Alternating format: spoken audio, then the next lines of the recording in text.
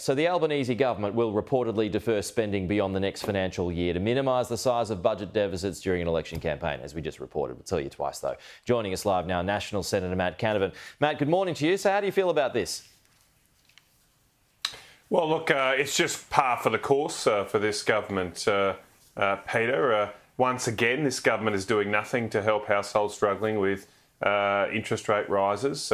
The average mortgage holder is paying around $1,000 or more every month since this government got elected. It's $12,000 a year. It's a massive impact on the family budget. It's a big reason why Australia's disposable income has crashed lower than any other country, any other developed country since the end of COVID and the beginning of this government, may I say. And so this government has done more to complain about interest rates than actually do anything about them.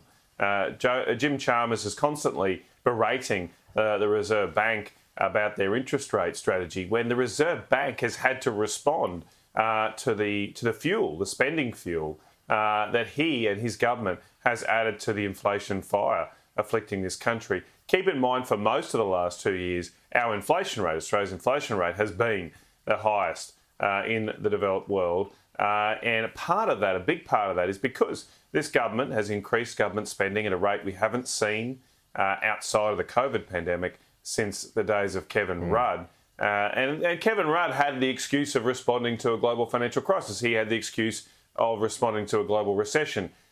This government has had a global inflation challenge to deal with. They've done the exact opposite of what you should do. They should be cutting spending. They should be tightening their belts, just like every other Australian family's had to do. And that would have, and still could, bring pressure off inflation and interest rates if they did that.